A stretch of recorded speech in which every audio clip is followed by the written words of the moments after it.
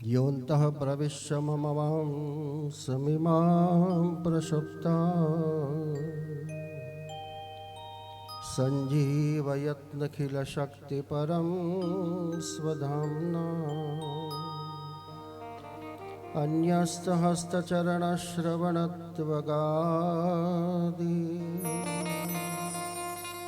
प्राणान्नमो भगवते पुरुषाय तुभ्यम्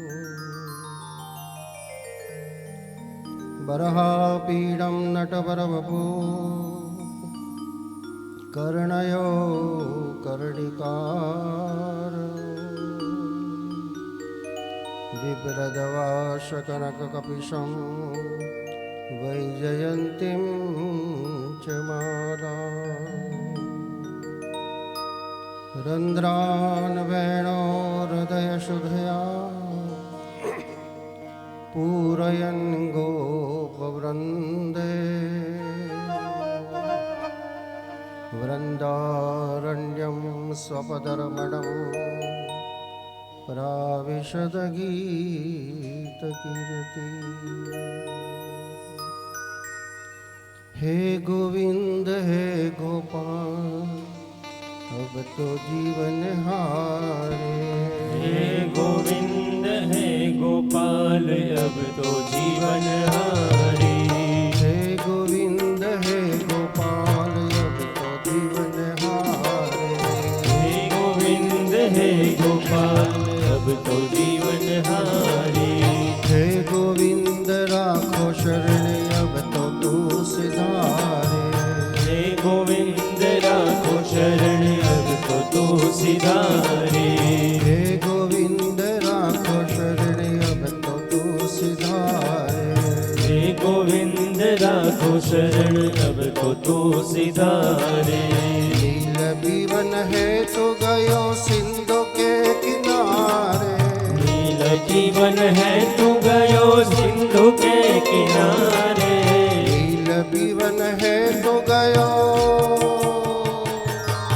नील बीवन है तो गयो सिंधु के किनारे। सिंधु बीच बचह ग्राम चरण धरी पछारे। सिंधु बीच बसह जाय चरण धरि पछारे। हे गोविंद हे गोपाल अब तो जीवन हारे। हे गोविंद हे गोपाल अब तो जीवन हारे। हे गोविंद राखो शरण अब तो तू सिधारे। हे गोविंद राखो शरण अब तो तू सिधारे। अब तो तू सिधारे। राखो तू सिधारे। अब तो तू सिधारे। कृष्ण कन्हैया लाल की जय। सो उमेश मोरे पर न कुला सतहरि भजन न जाय नहीं दूना। એવા શ્રીમદ ભાગવતના યજમાન ઉમેશભાઈ, એના સહભાગીની દીપાબેન અને જેની ઉપર સદૈવ હેત રહેલું છે એવા પોતાના વાત્સલ્ય પુત્રના શ્રેયાર્થે સ્મરણાર્થે સાચું હેત સમાજની એક તો સંપત્તિ છે, પણ એના કરતાં સત્ય એ આ સત્સંગ છે, શ્રીમદ ભાગવત છે. એવા કાર્યની અંદર સ્તુતિ દ્વારા, પદ દ્વારા ગજેન્દ્રનું જે પદ ગાયું છે, સંસાર સાગરમાં આપણે બધા જ આવેલા છે, શું લેવું અને શું ન લેવું એનું આપણને જ્ઞાન નથી. જીવનનો એક આધાર, એક શરણ, અંતિમ સાચું ધન તો શ્રીમદ ભાગવત એમ કે છે યદ વૈષ્ણવાનમ ધનમ. પરમ વૈષ્ણવનું કોઈ ધન હોય તો તે શ્રીમદ ભાગવત છે. આપણું ધન તો ઘણું બધું વેરાયટીઓ છે આપણી પાસે. તો સંતાન પણ એક આપણું ધન છે. ચારિત્ર એ માણસ પોતાની જાતે ઊભી કરવાની છે, એ પણ એક એનું એક ધન છે. અને એક અંતિમ ધન નામ સ્મરણ પણ એક ધન છે. જીવન છે ત્યાં સુધી સંપત્તિની જરૂર છે, પરિવારની જરૂર છે, પરંતુ આગળ શું? સત્ય કયું છે જાણીએ છીએ છતાં આપણે બધા ભૂલી ગયા છે. અને તેથી આ સત્સંગ વારંવાર આપણને ટકોર કરીને સત્યની અનુભૂતિ કરાવે છે.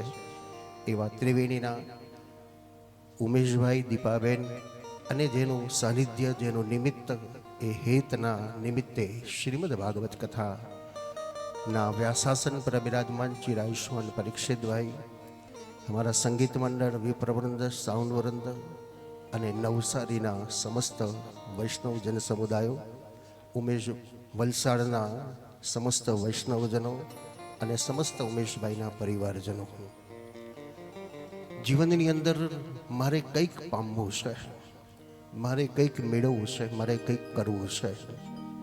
આવા વિચારો આપણે બધાને આવતા જ હોય છે અને આપણે બધા કન્ફ્યુઝ પણ છે, શું કરું, શું કરું, શું કરું. 15 થી 20 વર્ષનું બાળક જેને કહેવાય છે યુવાન, શબ્દ છે 20, ઝેર જેવો સમય છે. 5 વર્ષનો ગાળો 15 થી 20નો, એટલે એ સમયના બાળકને ખબર નથી શું કરવું, શું ન કરવું, કયા રસ્તા ઉપર જવું, કયા રસ્તા ઉપર ન જવું. જો એને સાચું જ્ઞાન મળી જાય તો સાચા રાહ તરફ ચડી જાય, અને વ્યસન વિષયોનો રાહ મળી જાય તો એ વિનાશના માર્ગ તરફ જાય. પણ એનું કર્તવ્ય કોનું છે? બાળકને સારા માર્ગ ઉપર વાળવાનો એ મા બાપનું કર્તવ્ય છે. પણ આપણે દીકરાઓને બહુ યુવાન બનાવી દીધા, બહુ મોટો થઈ ગયો, જા તારી મેં તે ફર. પણ એ સમયે 15 થી 20નો ગાળો એના વિચારો, એના વર્તનો, એની ઇન્દ્રિયો, એના વિકારો, વાસનાઓ ખડબડતા હોય છે, અને સાચું જ્ઞાન એની પાસે નથી હોતું, તો અવળા માર્ગ ઉપર જતો રહે છે. એમ સંસારમાં આપણે બધા જ આવ્યા છે, પણ આપણને સાચા માર્ગદર્શનની જરૂર છે. અને એ સાચું માર્ગદર્શન જો આપણને પ્રાપ્ત થાય તો આપણે પણ મીરા, નરસિંહ, કબીર, તુકારામ, એકનાથ, ગોરા કુંભાર, રોહિદાસ જેવા બની શકીએ. પણ વિશેષ આપણને સંસારિક ભાષાઓનો અનુભવ થાય છે, સંસારિક જ્ઞાન મળે છે, અને આપણે બધા જ માધવ માધવ કરોતિ દ્રવ્યમ નદાવનમ ચેવ કારણમયી લક્ષ્મયા. જેમ કૂતરું સવાર પડે ને આ શેરીમાંથી આ શેરીમાં, આ શેરીમાંથી આ શેરીમાં લાકડીઓ ખાઈ ખાઈને ભૂખ્યું દુઃખી થઈને આવે, એમ આપણે સવાર પડતાની સાથે દોટ મૂકીએ, રાતે રડતા આવીએ, ફરી પાછા દોટ મૂકીએ, ફરી દોડીએ. એક જીવનનો સંઘર્ષ છે, જીવનની જરૂરિયાત છે, પણ સાથે સાથે શું જરૂર છે એ પણ સમજી લેવાની જરૂર છે. ભોજન આપ્યું છે પણ પાણી ના આપે તો, અને પાણી આપ્યું છે પણ ભોજન ના આપે તો, સંસાર છે પણ પરમાર્થનો અનુભૂતિ ન કરી તો, અને પરમાર્થ છે પણ સંસારની અનુભૂતિ ન કરી તો શ્રીમદ વલ્લભાચાર્ય તેથી ઘર સેવાની પ્રાધાન્યતા આપી. મંદિર એ સમયે નહોતા, પણ ઘર સેવા એક મંદિર હતું, ઘરને એક મંદિર બનાવવાનું. આપણે બધાએ 500, 1000, લાખો રૂપિયા ખર્ચીને ઘર બનાવ્યું, જીવનની આખી એક સંપત્તિ એની અંદર આપણે નાખી દીધી, આખી જિંદગી વ્યાજ બરોબર કર્યું, ભાઈ મારે એક ઘર થાય, એક ઘર થાય. પણ એ ઘરમાંથી આપણને શું મળ્યું? શાંતિ જ નથી આજે ઘરમાં. કેમ? જેના જીવનની અંતિમ સમય માટે, પરમ શાંતિ માટે આપણે એક સ્થાન શોધ્યું, પણ એ અશાંત બની ગયું. કારણ ઘર એક મંદિર ન બનાવ્યું માટે, ઘર એક વાસણનો કીડો બની ગયો માટે, ઘરની અંદર મારું તારું થવા લાગ્યું. પણ જો એક મંદિરની ભાવ આવે તો ઘર એક મંદિર બની જાય, જ્યાં પરમ શાંતિની એક અનુભૂતિ થઈ જાય. સુંદરકાંડમાં હનુમાનજી એમ કહે છે કે મંદિર મંદિર પ્રતિકર શોધા, હરિ મંદિર તેહ ભિંત બનાવા. 3 મંદિરની કથા સુંદરકાંડમાં કરવામાં આવે છે. પહેલું મંદિર કયું? તો શરીર એક મંદિર છે.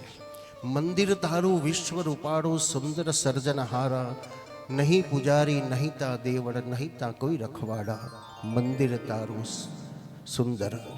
આ એક શરીર એક મંદિર છે. શરીર રૂપી એક મકાન છે, જેની અંદર પ્રાણ પૂર્યા છે, અને પ્રાણ એટલે પરમાત્મા જે આપણા શરીરમાં આવેલા છે. તો શરીર એક મંદિર છે. એ શરીર એક મંદિર બને ક્યારે? ખાલી ટાપ કરવાથી? અધ્યાત્મ તો એમ કે છે અહમ નિર્વિકલ્પો નિરાકાર રૂપમ વિભમ વ્યાપકમ બ્રહ્મ વેદ સ્વરૂપમ. તમે તમારો અભિષેક તમારી જાતે કરી શકો કે ના કરી શકો? તમે સવારે પાણીનો લોટા ભરીને માથા ઉપર રેડો ને તેને ભાવ કરો, ગંગા નાયો, યમુના નાયો, સરસ્વતી નાયો, તો તમે તમારો એક અભિષેક કર્યો છે. તમે એને સુશોભિત કરો છો, શણગાર ધરો છો. આ શરીરને પણ એક શણગાર ધરીએ છીએ આપણે, વસ્ત્રો પહેરીએ છીએ, અલંકારો કરીએ છીએ. એક આત્માની એક સુશોભિત રૂપી શણગારની સેવા છે. તમે એને તિલક કરો છો, એ તિલકની સેવા છે. તમે એ આત્માને ભોગ આપો છો અને એ ભોગ એક ભગવાનને ભોજન આપો છો, એ ભોગની પણ એક સેવા છે. તો શરીર એક મંદિર છે. બીજું એક મંદિર જે આપણું ઘર છે, અને ઘરને મંદિરને રંગરોગાણ કે ગટ્ટાના જ કરવાની જરૂર નથી, પણ એક પુષ્ટિમાર્ગ પ્રમાણિક અનુભવ કરવાની છે. આ મારું ઘર નહીં, આ મારું મંદિર છે. આ મારા બાળકો નથી, આ મારા ઠાકોરજી છે. આ મારા પતિ પત્ની નહીં, આ મારા પરમાત્મા છે. અને હું આ ઘરમાં કોણ છું? તો દાસ છું. વૈષ્ણવી દીનતા, વૈષ્ણવી નમ્રતા, વૈષ્ણવી આજ્ઞાંકિતપણો. દાસાનો દાસો ભવિતાસ્મિ ભૂયા મનસ્મરેતા સુપતેર ગુણાસ્તે ગુણિત વકર્મ કરો તુ કાય. ઇનડાયરેક્ટલી આપણે બધા એકબીજાની સેવા જ કરીએ છીએ. પતિ પત્નીની કરે છે, પતિ પત્નીની કરે, બાળકોની કરે છે, સસુ સસરાની કરીએ છીએ, પરિવારની સમાજની, બધાની આપણે સેવા જ કરીએ છીએ. પણ એમાં ક્યાંક સ્વાર્થ છે, મને મળશે, મારી નામના થશે, મને વાહવા થશે. પણ સેવાનો સમર્પણનો જે ભાવ છે, જે મા દીકરાની સેવા કરે છે, એમાં કોઈ અપેક્ષા નથી કે મારો દીકરો મને સોનાની થાળીમાં ખવડાવશે, પરંતુ એ સમર્પણનો ભાવ દ્વારા જે સેવા કરે છે, અને એ સેવામાં જે આનંદ આવે છે. વર્ષ 2 વર્ષના બાળકની જેમ આંખ સેવા કરતી હોય ત્યારે કેટલો આનંદ આવે. એ બાળક રડતો હોય તો માં ખાતી હોય કે ઊંઘતી હોય, એ બધું જ છોડીને દોડતી જઈને બાળકને ગોદમાં લઈને વાત્સલ્યનો પ્રેમ આપે. અને લાલાનો જેવો જગતનો બ્રહ્મ, કારણ યહધન ધર્મ હિતે પાયો જશોદા મૈયા, યહધન ધર્મ હિતે પાયો. એ યશોદાને જે આનંદ મળ્યો છે, એ પુત્ર એ માણસનું પ્રારબ્ધ નહીં, પણ ઈશ્વરની અનામત છે. સંતાન એ ઈશ્વરની અનામત છે, કે ઈશ્વરે આપણને જતન સોંપ્યું છે, ઈશ્વરે આપણને સુશોભિત કરવાનું કામ સોંપ્યું છે. અને મન લઈને એને આપણે સુશોભિત કરો, એને સુંદર કરો. સુંદર આજનો પિતા કેવલ એક જ અપેક્ષા રાખતો હોય છે, મારા દીકરાને સોનાની થાળીમાં ખવડાવો. અમે છાત્રાલય ત્યાં હોસ્ટેલ ચલાવીએ છીએ, અમે અનુભવીએ છીએ કે લોકો એમ જ કહેતા કે મારા દીકરાને કોઈ તકલીફ ન પડવી જોઈએ, મારા દીકરાને કોઈ વસ્તુનો અભાવ ન રહેવો જોઈએ, બસ એને ફૂલ ફેસિલિટીવાળી હોસ્ટેલો છે. આપણે અપેક્ષા તો રાખી છે દીકરાને સુખી કરવાનું, પણ એ દીકરો સુખી નહીં થઈ શકે. જેને જીવનમાં દુઃખ શું છે એ જોયું જ નથી, અને દુઃખ જીવનમાં આવશે તો એ સુસાઇડ કરશે, કાં તો અપસેટના માર્ગમાં જશે, કારણ એને જીવનમાં દુઃખ શું જોયું નથી. તો આપણી કળા હોવી જોઈએ, એને દુઃખ પણ શીખવાડવાની જરૂર છે. વસ્તુ વગર ચાલી શકે છે કે નહીં, એ પણ એને જીવા શીખવાડવાની જરૂર હોય છે. તો સમાજની અંદર જે સ્થિતિ છે કે આપણું એક મંદિર, આ એક ઘર એક મંદિર છે. આપણે મા બાપ એના એક માળી બનેલા છે. મારે બગીચો બનાવવો છે. બગીચો ક્યારે બને? એ માળીને સુશોભિત કરે ને સુંદર કટિંગ કરે ને ત્યારે બગીચો બની શકે, નહીં તો જંગલ તો આપમેળે નીકળી જાય છે. તો ઈશ્વરે આપણને સંતાન આપ્યું, ને સંતાન દ્વારા આપણને માળીનું કામ સોંપ્યું. આપણે આપણા બાળકોને સાચા માર્ગ તરફ વાળો. શાસ્ત્રના અનુભૂતિઓ દ્વારા જે બતાવે છે, ને શ્રીમદ ભાગવતના 3ય સ્કંદની કથાની અંદર આપણે આપ સૌએ સાંભળ્યું છે, દીકરો માને પૂછે છે, મા દીકરાને પૂછે છે. મહાત્મ્યની કથાની અંદર એક દીકરો પિતાને ઉપદેશ આપે છે, અને 3ય સ્કંદની કથાની અંદર એક મા દીકરાની પાસે જઈને માગે છે. હું ને તમે બધા શું માંગીએ છીએ આપણા દીકરાઓ પાસે? બેટા 50,000 આલજે, લાખ આલજે, 5,000 રૂપિયા આલજે. કેમ માગવું કેમ પડે છે આપણે? કારણ આપણે સંપત્તિ આપી છે, સંસ્કાર નથી આપ્યા. જરૂર જીવનમાં આપવાની જરૂર છે. સંપત્તિ તો પ્રારબ્ધને આધીન મળી જવાની છે. આપણે લાખોને કરોડો રૂપિયા આપ્યા, પણ એના નસીબમાં જ નહોતું તો કશું જ ન રહ્યું. પણ જો સંસ્કાર આપેલા હશે તો 100% એ સંતાન દીપાવી દેશે. કારણ સંસ્કારથી સંપત્તિ ખરીદાતી નથી, પણ સંપત્તિથી સંસ્કાર ચોક્કસ, સંસ્કારથી સંપત્તિ ચોક્કસ દીપાવી શકાય છે. તો સંસ્કાર જે આપવાની જરૂર છે. અને એ મહાત્મ્યની કથામાં જે બતાવ્યું, દેહેન્સ્તિ માંસ રુધિરે ભીમતિ ત્વજમ ત્વમ. પિતાજી તમને મોહ શેમાં છે? આ સંસારમાં છે, આ પરિવારમાં છે, આ વૈભવમાં છે. અધિક માસની કથા એમ કે છે, પુત્ર કોને કહેવાય? પુત નામના નરકમાંથી બહાર કઢાવે તે પુત્ર છે. આજે તમારો દીકરો તમને એમ કે મમ્મી આ ટીવીની સિરિયલ જોવો છે, ને કદાચ ચલો ને આપણી સોસાયટીમાં આટલી સરસ કથા ચાલી છે, જાઓ ને કથા સાંભળવા. પહેલી વાર તો આપણને નહીં ગમે, જો છોકરા વહુને ઘરમાં બેસે છે ને ગમતું નથી, પણ વારે વારે આપણને કહે એટલે પછી કે જવું પડે. હાર તાર હું જઉં છું આજે. અને ગયા પછી યશ કોને આપશો તમે?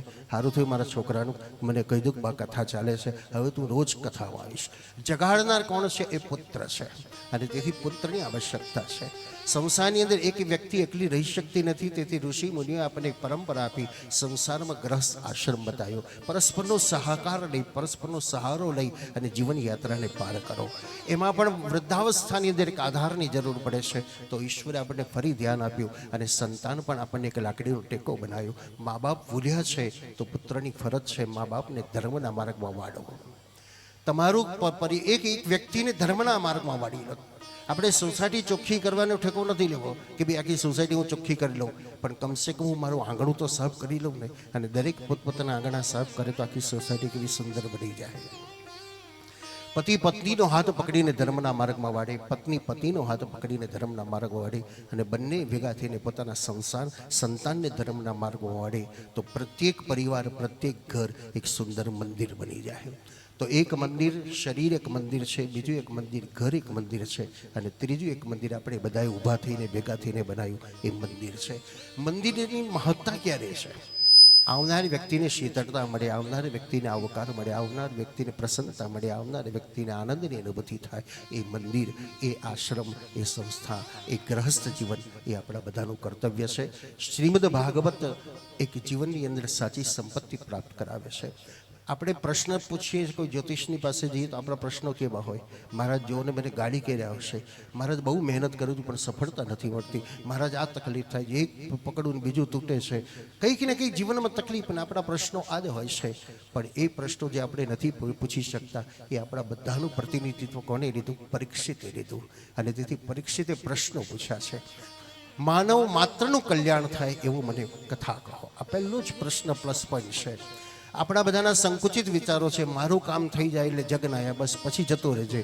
પણ પરીક્ષિતે પોતાનું ન જોયું પણ સમસ્તનું જોયું. અનાદિકાળમાં વેદોની અંદર પણ એ જ વર્ણન બતાવ્યું. દ્યો શાંતિરંતરિક્ષ શાંતિ, પૃથ્વી શાંતિ, રાપ શાંતિ, રૌખદય શાંતિ, વનસ્પતય શાંતિ, વિશ્વે દેવા શાંતિ.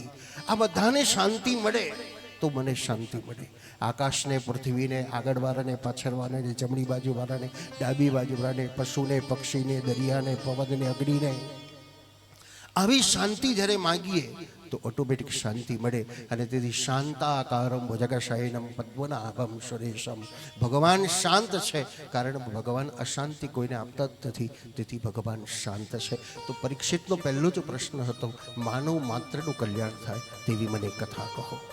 બીજો પરીક્ષિતે પ્રશ્ન કર્યો છે, મરણ સમીપમાં આવે ત્યારે શું કરવાનું? બસ આ જ સમજી લેવાની જરૂર છે. જીવન કેવું જીવવું અને પરમાર્થને કેવી રીતે માણવું એ ભાગવત શીખવાડે છે. જાણીએ તો બધા જ છે, એકલા આવ્યા ને એકલા જવાના, સાથી વિના, સંગ વિના, એકલા જવાના. પણ શું લઈ જવાના એ કન્ફ્યુઝ છે. આપણને તો લઈ જવાનું કે તો હીરા મોતીની પોટલીઓ જ યાદ કરીએ, બીજું કશું ના આવે ને. પણ લઈ જવાનું સત્કર્મને સાથે લઈ જવાના, સત્કાર્યને સાથે લઈ જવાના. જીવનની સાચી સંપત્તિ મારું કેટલું. તમને કોઈ પૂછે ભાઈ તમારું કેટલું, તો આપણે તો બેંક બેલેન્સ જ બતાવીશું ને, આટલું ઇન્વેસ્ટમેન્ટ છે ને, આટલું આ છે ને, આટલા પ્લોટો છે ને, આ છે. નહીં, મારું કેટલું, જેટલું મારા હાથે સત્કર્મ થયું એટલું જ મારું. બાકી તો બધું વારસાઈમાં ચોકીદારો કરી અને બધાને આપતા રહ્યા છે. તો જીવનની અંદર સાચી જ્ઞાનની અનુભૂતિ શ્રીમદ ભાગવત દ્વારા આપણને પ્રાપ્ત કરાવે છે. તૃતીય સ્કંદ, ચતુર્થ સ્કંદની અંદર ધર્મ, અર્થ, કામ અને મોક્ષ બતાવે છે. કયો ધર્મ છે? સ્વધર્મે નિધનમ શ્રેય પરધર્મો ભયાવહ. ગીતા અહીં બતાવે છે પોતાનો સ્વધર્મ કયો.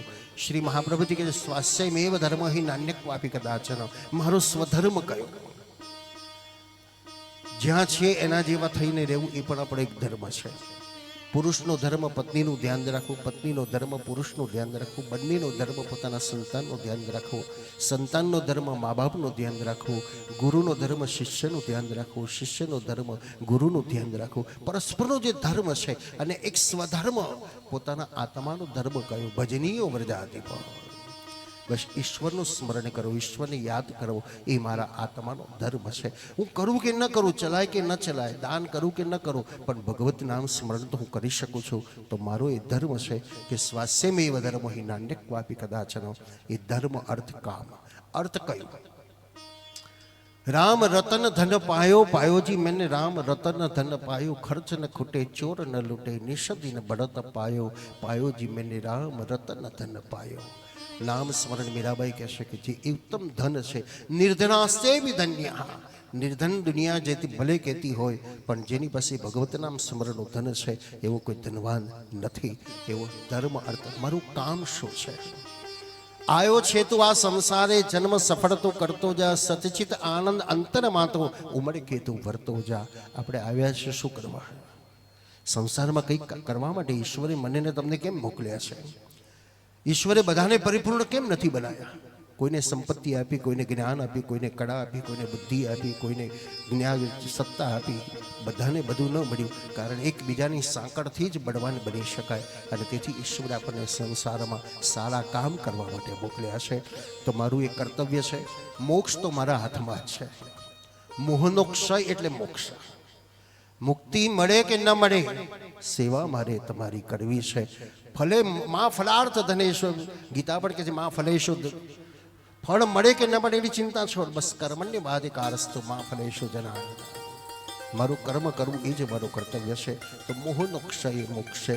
શ્રીમદ ભાગવતની એક અનુભૂતિ દ્વારા આપણા જીવનની અંદર પણ એક અનુભૂતિ થવી જોઈએ કે મારે શું પ્રાપ્ત કરવું છે. એક યુવાનને 4 પત્ની હતી. એક પત્નીને બહુ જ ચાહે, કોઈને બતાવે જ નહીં, બસ છુપાવીને રાખે. બીજી પત્નીની પાસે ક્યારેક ક્યારેક મહિને 2 મહિને મળવા જાય. ત્રીજી પત્નીની પાસે વર્ષે 2 વર્ષે જાય. પણ એક પત્નીને તો એની સામે ન જોવે. વર્ષો વ્યતીત થઈ ગયા. વ્યતીત થતા મૃત્યુનો સમય નજીક આવ્યો. યુવાન વૃદ્ધ બની ગયો છે, પથારીમાં પડ્યો છે.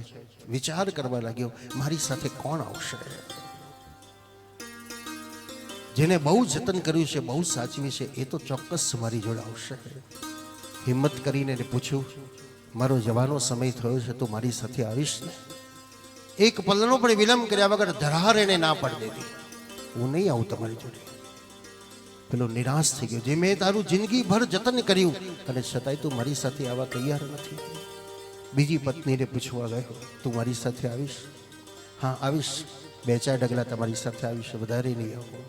ત્રીજી પત્નીને પૂછે, તું મારી સાથે આવીશ? આવીશ, સ્મશાન સુધી આવીશ, એનાથી આગળ નહીં આવું. પેલો નિરાશ થઈ ગયો. 4 પત્નીઓ પણ કોઈ મારી સાથે આવવા તૈયાર નથી. અને નિરાશ થઈને પડ્યો છે ત્યાં એક તીનો અવાજ આવ્યો, ઉભારો ઉભારો ઉભારો, હું તમારી સાથે આવવા તૈયાર છું. પેલો અવાક બની ગયો, કોણ મારી સાથે આવવા તૈયાર છે? આંખ ખોલીને જોયું તો જેની સામું નહોતો જોતો, જેને અવગણના કરતો હતો, ધુતકારતો હતો, એ આવીને કહેવા લાગી, હું તમારી સાથે આવવા તૈયાર છું. આ 4 પત્નીઓ આપણી કઈ છે? પહેલી પત્ની આપણે જેનું બહુ જતન કરીએ, બહુ છુપાવીને રાખીએ છે, એ સંપત્તિ છે. આપણે છે ત્યાં સુધી સંપત્તિ આપણીને આપણા ગયા પછી તરત વારસદારો તૈયાર જ થઈ જાય છે, જે આપણી સાથે આવી શકતી નથી. બીજી સંપત્તિ છે આપણો સમાજ છે, જે થોડાક સમય સુધી આપણી પાસે રહે, થોડા ડગલા આવે. ત્રીજી સંપત્તિ આપણો પરિવાર, સમાજ, ગામ કે સ્મશાન સુધી આપણને મોકો આવે, પણ આપણી સાથે આવી શકે બહુ કોણ છે? આત્મા છે. કોઈ દિવસ તમે તમારી જાતને પૂછ્યું છે ખરું, તારે શું ખાવું છે, તારે શું જોઈએ છે, તને શું ગમે છે? બધાને પૂછપૂછ આપણે કર્યું, બધાનું બહુ જ ધ્યાન રાખ્યું, પણ મેં મારું ધ્યાન ન રાખ્યું. મેં મેરા મેં ભૂલા પડા, ભૂલા ભૂલા ભમતા, સદગુરુ મોરે આન મિલે જબ તાર હુઆ એક સુલટા. ક્યારેક ક્યારેક એકાંતની અનુભૂતિ કરો. એકાંતો પરીક્ષા છે, મન બગાડી પણ નાખે છે, પણ ક્યારેક ક્યારેક એકાંતમાં પોતાની અનુભૂતિ કરો. હું શ્વાસ લઉં છું એ મને ખબર પડે છે ખરી? હું ભોજનનો કોડિયો મારી અંદર જાય છે એ ખબર પડે છે મને ખરી? શ્વાસ નીકળે છે, શ્વાસ જાય છે, એ અનુભૂતિ, હું કોણ છું એની અનુભૂતિ કરી લેવાની. કારણ મારા આત્માને શું છે? એ પણ આવ્યો છે સંસારમાં કંઈક પામવા માટે.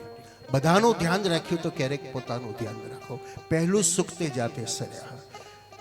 આજે આપણે આશાઓ રાખીએ કે દીકરો મને પાણીનો ગ્લાસ પીવડાવશે, તો એ આશા કદાચ ઠરી પણ નહીં પડશે ને. મમ્મી મને ટાઈમ નથી. એક પિતાએ બહુ કિંમતી ઘડિયાળની અપેક્ષા હતી કે મારે આવું ઘડિયાળ લેવું છે, પણ સમય સંજોગ સાથ ન થયા. અને દીકરાને ખબર પડી કે મારા પપ્પાને બહુ વર્ષોની અપેક્ષા છે કે આવું એક ઘડિયાળ મારે પહેરવું છે. એટલે 2 લાખ રૂપિયાનું ઘડિયાળ લાવીને પપ્પાની બર્થડેમાં ગિફ્ટ આપી દીધું. પપ્પા તમને આ ઘડિયાળ બહુ ગમતું હતું ને, લો હું તમને ગિફ્ટ આપું છું. પપ્પા ખુશ થયા, પણ ખુશ થતાં થતાં એક શબ્દ કહ્યો, બેટા જેમ ઘડિયાળ આપ્યું ને એવો ટાઈમ આપે તો કેટલો વધારે સારો. આજે સંપત્તિ આપવા સંતાનો તૈયાર, ચલો લઈ જાઓ, જેમ કરો, પણ ટાઈમ આપવા માટે જરૂર નથી. જીવનમાં એવી આવશ્યકતા ન પડે અને તેથી સ્વનું કલ્યાણ પોતાની જાતે કરી લેવાની જરૂર છે. હું જીવનની અંદર સાથે તો કોઈ રહી શકવાનું નથી જ, એટલે મનથી પણ એક તૈયાર કરી લેવાની જરૂર કે મારું કામ મારી જાતે કરી શકું. બીજાના ડિપેન્ડમાં દઈશ તો મને દુઃખ પડશે ને, મને તકલીફ થશે ને, વારંવાર મારે દુઃખી થવું પડશે. પણ ક્યારેક સમય અમર પ્રમાણે માણસે પોતાની તૈયારી પોતાની જાતે કરી લેવાની જરૂર છે કે હવે મારું કામ મારી જાતે કરી શકું. ન મળે તો એના વગર ચલાવતા પણ શીખી જાઉં. હું જે રીતે રહી શકું એ રીતે આનંદમાં રહી શકું. આવી એક અનુભૂતિ પરીક્ષિતના પ્રશ્નો દ્વારા આપણને પ્રાપ્ત થાય છે. કારણ જીવનની અંદર આવ્યા છે, શું લઈને જવું છે એ તો બધા જ જાણે છે, પણ શું લઈ જવું છે એ બુદ્ધિ દ્વારા લઈ જઈ શકાય છે. સત્કર્મનું આજકાલ આપણે લાખો રૂપિયાની બેગો ભરીને હવે જવાની જરૂર નથી. હવે તો એટીએમ કાર્ડ આવી ગયું, બેન્કિંગ થઈ ગયું, મોબાઈલ બેન્કિંગ થઈ ગયું.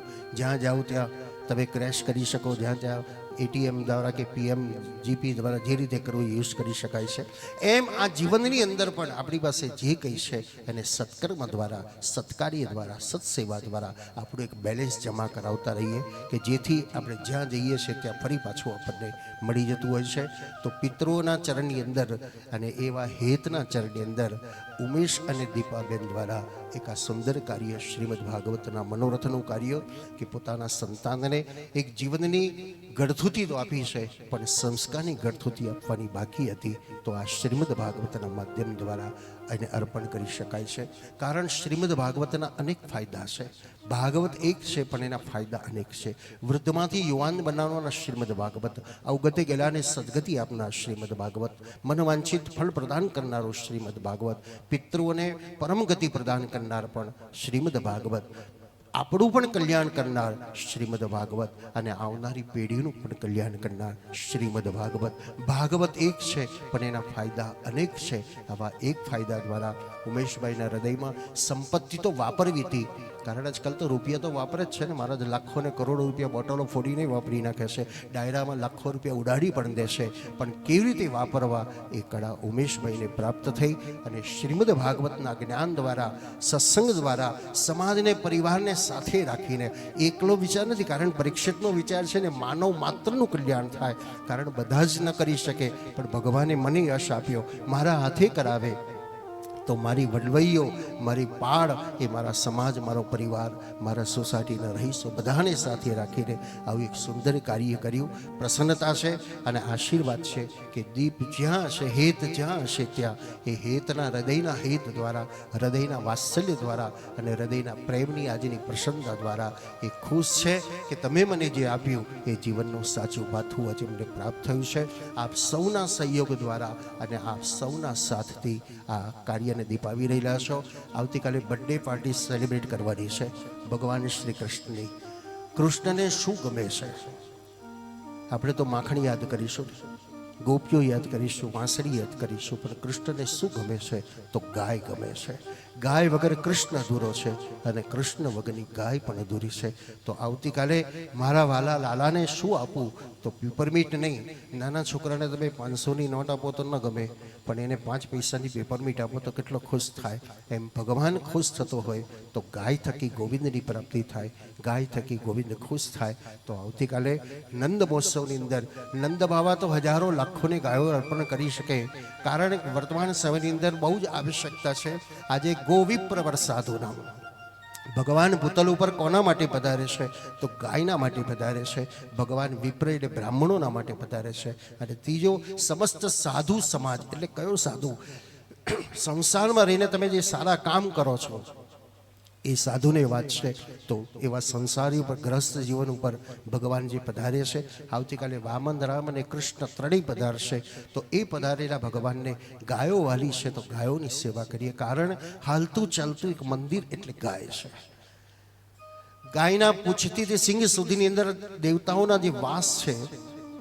અને અનુભવ પ્રમાણે તો એમ કહી શકું કે મન વાંછિત ફળ પ્રદાન કરનારી કોઈ હોય તો તે ગાય છે.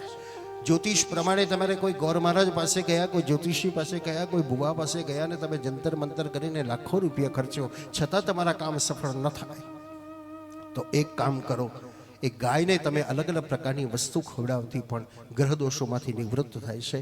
સર્પદોષ માટે લાખો રૂપિયા ખર્ચવાની જરૂર નથી. બસ ગાયની પૂંછની પૂજા કરો અને એ પૂંછ તમારી પરથી ઉતારો તો તમારા સર્પદોષમાંથી પણ નિવૃત્તિ થાય છે. એવા અનેક ઉપચારો ગાયની પાસે રહેલા છે. તો ગાય વગર જીવન અધૂરું છે, ગાય વગર કૃષ્ણ અધૂરો છે. અને ગાય, ગીતા અને ગાયત્રી એ આપણી હિન્દુ સંસ્કૃતિના 3 સ્તંભ છે. અને એ સ્તંભની અંદર હવે જાગૃતતા લાવવા માટે માનનીય નરેન્દ્રભાઈ મોદીએ તો ઘણા સમય પહેલાં પુંગનુર ગાયને હાયર કરી હતી, ફોટા દ્વારા શેરો પણ કરી હતી. અને ઇનડાયરેક્ટલી સમાજને એક ઇન્સ આપી કે ગાયોનું રક્ષણ કરો, ગાયોની સેવા કરો અને ગાયોની મહત્તા સમજો. સમાજ ન સમજ્યો તો ફરી 27/4 સમસ્ત ભારતના સંતો દ્વારા એક આહવાન કરવામાં આવ્યું છે. ગો રક્ષક, ગૌ પૂજન અને ગૌ મહત્વ, એવા ગૌ દિનનું મહત્વ વધારવા માટે 27/4ના દિવસે ગામ ગામની ગૌશાળાઓની અંદર પણ ગાયોનું પૂજન થશે. ગાયોની મહત્તા, ગાયોને સન્માન મળે. કમસે કમ મારી ગાય કસે ખાને ન જાય એટલો વિચાર આપણે રાખીએ તો પણ ગાયોની સેવા છે, કૃષ્ણની સેવા છે. અને એ સેવા કરવા માટે ચિરાયુષ્માન પરીક્ષિત યાદ કરાવું તો ભોપાલની અંદર મારી કથા હતી ત્યારે 1 વર્ષનો જ હતો. અને ભોપાલની કથાઓને 1 વર્ષની અંદર એને કનૈયો બનાવ્યો હતો અને મારા ગોદમાં તો ત્યારે એને માઇક લઈ લીધેલું. એટલે વખતે મેં એની મમ્મીને કીધું કે હવે આ કથા કરશે ખરો, કારણ અત્યારે જો એને ખબર નથી પણ છતાં એને માઇક હાથમાં લીધું છે. ચીખલીની કથામાં આવ્યો ત્યારે તો છોટી છોટી ગૈયાના કીર્તનો ગાતો હતો અને એ કીર્તનોમાં લોકોને ઇન્ટરેસ્ટ પણ એટલો હતો કે 2004માં અમે જ્યારે એની ઓડિયો કેસેટો બનાવી હતી, યમુના યાદ કર્યો ત્યારે, અને એ ઓડિયો લગભગ 10,000 કેસેટો લોકોએ એ જમાનામાં પણ લોકોએ માગી હતી. એવી સુંદર એનું કંઠ છે, ભગવત કૃપા છે અને ભગવત કૃપા દ્વારા સેવા કરવી છે મારે. અને એ સેવાના ભાવ દ્વારા, કારણ સંપત્તિમાં તો બીજું શું આપી શકાય, તો આ શાસ્ત્ર એને સંપત્તિમાં મળ્યા છે, સંસ્થાની સેવા એને સંપત્તિમાં મળી છે અને દીપાવી એ બંને દીકરાઓનું કામ છે. તો આવો પ્રભુની વાલી ગાયોની સેવા અને એ સેવાની અંદર આપ સૌને પણ મારું હાર્દિક આમંત્રણ છે. પ્રતિવર્ષ કૃષ્ણાશ્રય આશ્રમ જૂન મહિનામાં 5 દિવસની શિબિરનું આયોજન કરે છે. આ વર્ષે પણ 23 જૂનથી 26 જૂન સુધી શિબિરનું આયોજન કરવામાં આવ્યું છે. બોમ્બે, વડોદરા, અમદાવાદ ઘણા બધા વૈષ્ણવો ત્યાં આવીને રોકાય છે. 125 વૈષ્ણવ રહી શકે એટલી વ્યવસ્થા છે. તો આપને પણ અમારું હાર્દિક નિમંત્રણ છે કે 23 જૂનથી 26 જૂન 5 દિવસની શિબિરમાં અલગ અલગ વક્તાઓ દ્વારા વક્તવ્ય, સવારે આસપાસના મંદિરોના દર્શનની ટૂર અને સાંજે રોજ યમુનાજીના વિવિધ મનોરથના દર્શનો. દર વર્ષે 500 ડઝન ચોપડા 1 જ કલાકની અંદર વેચી જાય છે. એટલો આખો મેળાવડો ભરાય છે. તો પુનઃ કૃષ્ણાશ્રય આશ્રમ કરવી છે જનસેવા અને લેવું છે પ્રભુનું નામ. એ ભાવ દ્વારા ગુણાનુવાદ ગાવા છે. કારણ શ્રી પૂજ્યપાદ ડોંગરીજી મહારાજે એમ કીધેલું મને કે શ્રોતા કેટલા છે એ તરફ ધ્યાન ન રાખો, શ્રોતા ખુશ થાય એ તરફ ધ્યાન ન રાખો, પણ હું કથા મારા ભગવાનને સંભળાવું છું. અને તેથી એવી ભાવ પરીક્ષિતને પણ છે. ભાગવત એ વેચાવું ન જોઈએ. આજકાલ વેચાય છે, સોદા થાય છે, ખરીદનાર ખરીદે છે અને વેચનારા વેચે છે. આજે વૃંદાવનના સંતો હૈયા બાળે છે કે હવે સંસ્કૃતિ ક્યાં તરફ જશે, આ શાસ્ત્રો ક્યાં જશે, કારણ બધું જ વિક્રય થવા લાગ્યું છે. પૈસો મારો પરમેશ્વરને, હું પૈસાનો દાસ. પૈસાનો અનાદર નથી, પૈસાનો અન્યાય પણ નથી, કારણ પૈસા વગર તો બહાર નીકળાતું નથી. સવાર પડતા ખિસ્સું પહેલાં જવું પડે, ભગવાનના દર્શન ન કરી ચાલી જાય. પૈસાની જરૂર છે પણ એ વિક્રય ન થવો જોઈએ. અને પુષ્ટિમાન તો સ્પષ્ટ શબ્દમાં કહે છે કે શ્રીમદ ભાગવત એ જીવન નિર્વાહનું સાધન નથી, શ્રીમદ ભાગવત એ બાંટવાનું સાધન છે. અને એ વિચારો દ્વારા પરીક્ષિતના પણ એવા સંસ્કાર છે, એવા ભગવત કૃપા છે કે ભાગવતને અને સુંદરકાંડના પાઠોને પણ ક્યાંય વેચતો નથી. બસ જે મળે એ પ્રભુની વાલી ગાયોની સેવા, અને એ સેવા દ્વારા મેરે તો આધાર શ્રી वल्लभ के चरणार मेरे तो आधार श्री वल्लभ के चरणारविंद. એકાદશી આવી રહી છે. મહાપ્રભુજીના પ્રગટોત્સવને આપ સૌને એડવાન્સમાં મંગલ બધાઈ અને ગુણાનુવાદ ગાઈએ. મેરે તો આધાર શ્રી વલ્લભ કે ચરણારવિંદ, मेरे तो आधार श्री वल्लभ के चरणारविंद. वल्लभ के चरणारविंद, विठ्ठल के चरणारविंद, वल्लभ के चरणारविंद, विठ्ठल के चरणारविंद. वल्लभ के चरणारविंद, विठ्ठल के चरणारविंद, वल्लभ के चरणारविंद, विठ्ठल के चरणारविंद.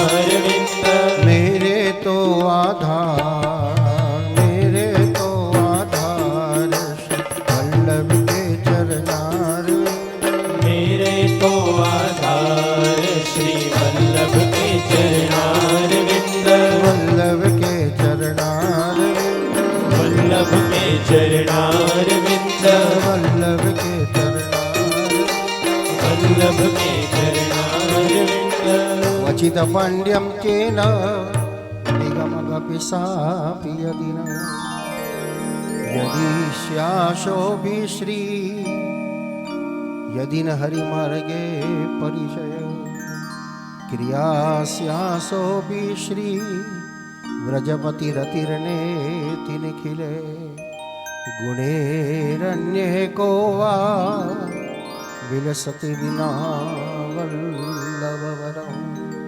श्री वल्लभની કૃપા આપ સૌ પર પ્રાપ્ત થાઓ।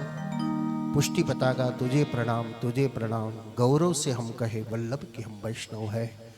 ये संप्रदाय नहीं, पुष्टि एक मार्ग है। श्री महाप्रभुजी अपने साचो मार्ग बतायो कृष्णना शरणारविंदमां અને તેથી વેદાંત શ્રી કૃષ્ણ વાક્યાની વ્યાસ સૂત્રાઈ છે વહી સમાધિ ભાષ વ્યાસસ્ય પ્રમાણમ ચતુષ્ટયમ। ચાર શાસ્ત્રને શ્રી મહાપ્રભુજીએ પણ મહત્તા આપી છે, પ્રાધાન્યતા આપી છે। બ્રહ્મસૂત્ર, શ્રીમદ ભાગવત, ભગવદ્ ગીતા અને વેદ એ ચાર શાસ્ત્રોની પ્રાધાન્યતા। શ્રીમદ ભાગવતના મહાપ્રભુજીએ જે મૂળ પારાયણો કર્યા છે અને એ પારાયણ દ્વારા એમને કેટલી સિદ્ધિ પ્રાપ્ત થઈ એ તો સ્વયં શ્રી મહાપ્રભુજીની અનુભૂતિ કહે છે। તો ભાગવત એ કોઈ સામાન્ય નથી। શ્રીમદ ભાગવત એ ભગવાનનું વાંગ્મય સ્વરૂપ છે અને વાંગ્મય સ્વરૂપના ચરણમાં વંદના કરીએ। હેતને પ્રસન્નતા પ્રદાન કરે, હેત જ્યાં છે ત્યાં ખુશ રહે અને હેત એટલે વાત્સલ્યનો જે પ્રેમ છે એવો સદૈવ ઠાકોરજી આપ સૌ ઉપર પ્રેમ પ્રદાન કરે, આયુ આરોગ્ય ઐશ્વર્ય પ્રદાન કરાવે, આપ સૌની ઈચ્છિત સંપત્તિઓ પ્રદાન કરાવે એવા ગૌ માતાના પણ આપ સૌને આશીર્વાદ સાથે આપ સૌના ઉમેશભાઈ જ્યારે આશ્રમમાં આવ્યા ત્યારે મને કહ્યું કે શાસ્ત્રીજી આવશો, યોગ મળી ગયો, કથા હતી નહીં અને તેથી આવવાની અનુકૂળતા પણ મળી ગઈ। તો પુનઃ મારી વાણીને પવન કરવાનો જે અવસર મળ્યો, આપ સૌના સાનિધ્ય સુધી હૃદયમાં બિરાજતા પરમાત્માને કર્ણ દ્વારા, આ કર્ણના માર દ્વારા આપ સૌને મારા હૃદયની વાણીને વ્યક્ત કરવાનો પણ અનુભવ મળ્યો। આપ સૌના હૃદયમાં બિરાજતા પરમાત્માને વંદના। સર્વને જય શ્રી કૃષ્ણ।